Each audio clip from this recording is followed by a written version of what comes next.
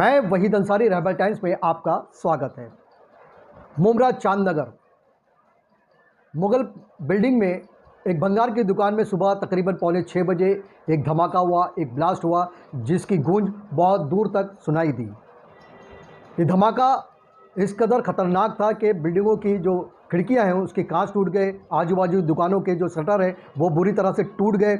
यहाँ तक कि इस धमाके की शिद्दत का अंदाज़ा इस बात से भी लगाया जा सकता है कि भंगार की दुकान के आगे जो वैगनार कार खड़ी थी वो उड़कर दूसरी बाजू जा गिरी और उसके परखच्चे उड़ गए। इस धमाके की जो सनसनी है पूरे इलाके में फैल गई, जिसके बाद पूरे मुमरा में डर का माहौल देखा गया। बता दें कि इस हादसे में किसी तरह की जान का नुकसान तो नहीं हुआ, लेकिन कुछ लोगों को मामूली चोटें ज़रूर आई हैं। और इस मौके पर घटनास्थल पर पुलिस प्रशासन, टीएमसी प्रशासन और फायर ब्रिगेड की टीम वहां पर पहुंची। उसके बाद एनआईए की टीम भी वहां पर पहुंची, जो बम ब्लास्ट जांच एजेंसी है वो भी वहां पर पहुंच गई और इसकी जांच अभी बाकी है। लेकिन ये ब्लास्ट क्यों हुआ, किस वजह से ये धमाका हुआ है, इसकी पुष्टि अभी तक नहीं हुई है। बता दें कि ये हादसा अगर सुबह अर्ली मॉर्निंग हुआ, अगर 10 बजे के बाद होता तो हो सकता था कि बहुत सारी जानों का नुकसान भी होता। मुगल पार्क की जो बिल्डिंग है उसमें रहने वाले 23 टेनेंट या 23 परिवारों को उस बिल्डिंग से खाली करा दिया गया है, क्योंकि बिल्डिंग जो है कहीं ना कहीं बहुत ज़्यादा डैमेज भी हो चुकी थी। और उन लोगों को टीएमसी स्कूल, जो मुमरा एमएम वैली में टीएमसी स्कूल है, वहाँ पर रहने की इजाज़त दी है। वहीं इस मौके पर घटनास्थल पर विधायक जितेंद्र अवार्ड भी पहुंचे और उन्होंने घटनास्थल का जायज़ा लिया और एनआईए की टीम और प्रशासन से बातचीत की और उनसे जानने की कोशिश की। और वहीं ये इस बिल्डिंग के जो टेनेंट थे, 23 टेनेंट थे, उनसे भी बातचीत की है। क्या कुछ कहा है उन्होंने, आइए दिखाते हैं अपनी इस खबर में। अवार्ड साहब, यहाँ पे सुबह में ब्लास्ट हुआ, आपने यहाँ पे जायज़ा लिया, क्या कुछ कहेंगे इस बारे में? स्फोट तो हुआ है, किस चीज़ का हुआ है मुझे अंदाज़ा नहीं है, पर मुझे लगता है ये छोटा स्फोट नहीं है, ये बड़ा स्फोट है। वो क्या सामान उठाता था, किधर से उठाता था, कोई पता नहीं है। बस जो हाल में बिल्डिंगों को देख रहा हूँ उससे लगता है कि ये बड़ा स्फोट है। अब 23 लोग घर के बाहर हैं, इनको घर कौन देगा? पहले हमने निश्चित किया था कि ये जो हादसे बार बार इस एरिया में होते हैं, कभी बिल्डिंग गिर जाती है, कभी कुछ होता है, कभी कुछ होता है, तो हम म्हाड़ा के घर देंगे।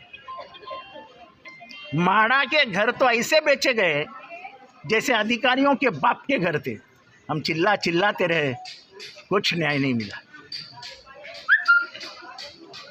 म्हाड़ा में आज भी कम से कम 200 लोग ऐसे हैं जो म्हाड़ा का फ्लैट लेने का अधिकारी नहीं उनको। वो आए कहाँ से, उनको दिया कैसा गया? वो प्रोजेक्ट अफेक्टेड है क्या? बिल्डिंग गिरी है क्या इनकी? झूठे कागजात बना के 200 घर जाना, ये स्कैम था।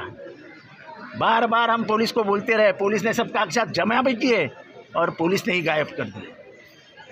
मुझे मालूम है यहाँ पे 3.5 करोड़ रुपए का हिसाब हुआ। आपको मांगता है तो जिसने ये पैसा जमा किया था वो आदमी भी आके बोलेगा। पुलिस ने कोई कार्रवाई नहीं की। ये पुलिस और ये म्यूनसिपालिटी के मिली भगत से मुमरा का सत्यानाश हो रहा है। आज 100 इलीगल बिल्डिंग बन रही है। किसके नाम पे बन रही है? कौन बनाने दे रहा है? बाड़ू पिचड़ को बिल्डिंग दिखती नहीं है? हमारे डीएमसी जोशी को बिल्डिंग दिखती नहीं है? बराबर चुन के लोगों को मार रहे हैं, बराबर चुन के। स्टेशन के पास बिल्डिंग दिख रही है, आप कल्याण फाटा जा रहे हो। जोशी क्या मुमरा का कमिश्नर नहीं है क्या? जिसने हफ्ता नहीं दिया, जो रोकड़ जमा नहीं कर रहा है, जो इनके दलालों के तलवे चाट नहीं रहा है, उनकी बिल्डिंग बोल।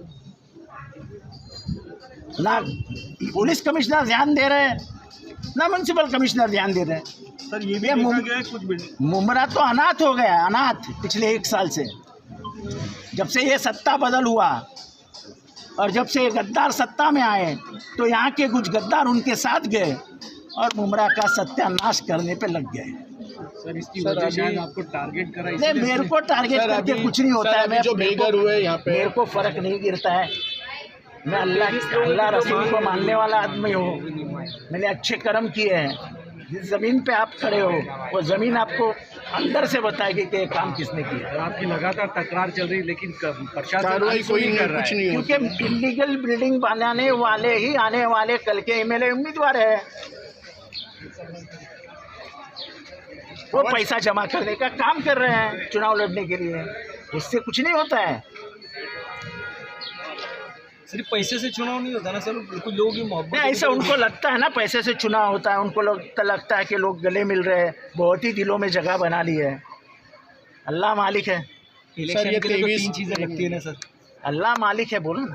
अल्लाह मालिक है। और सर, सर, ये 23 टैलेंट के लिए आप क्या करना क्या चाहेंगे? करना चाहेंगे सर? मैं क्या हो कमिश्नर गया? से बात करूंगा और अगर कोई घर है वहाँ पे तो तुरंत उनको शिफ्ट करवा दूंगा। Thank you sir, thank you.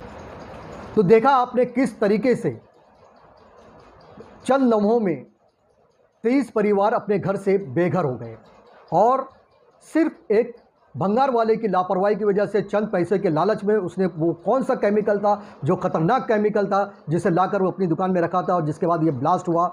ये जांच होनी बहुत ज़रूरी है। और मुमरा में बता दें कि और बहुत सारी भंगारों की दुकान है, उनकी भी जांच होनी चाहिए। किस तरीके से ये जो अवैध काम चल रहा है भंगार की दुकानों में, किस तरीके से अवैध काम होता है, इसकी जांच पड़ताल भी होना चाहिए ताकि फ्यूचर में कोई बड़ा हादसा फिर ना हो सके। बता दें आपको कि ये बहुत बड़ा धमाका था। मुमरा में इस तरह का धमाका पहली बार देखा गया है और जिसके बाद इसकी जांच होनी बहुत ज़रूरी है। अब देखना ये होगा कि ये जो 23 परिवार हैं जो आनंद फानंद में अपने घर से बेघर हो गए हैं, इन्हें दोबारा इस बिल्डिंग में रहने की इजाज़त मिलती है या इसी तरह से ये अपने घर से बेघर रहेंगे, ये देखना अभी बाकी है।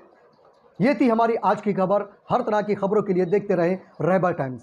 हमारे चैनल को सब्सक्राइब करें, लाइक करें, शेयर करें और हाँ, बेल आइकॉन का बटन दबाना ना भूलें ताकि हमारी हर खबर सबसे पहले आप तक पहुंचे।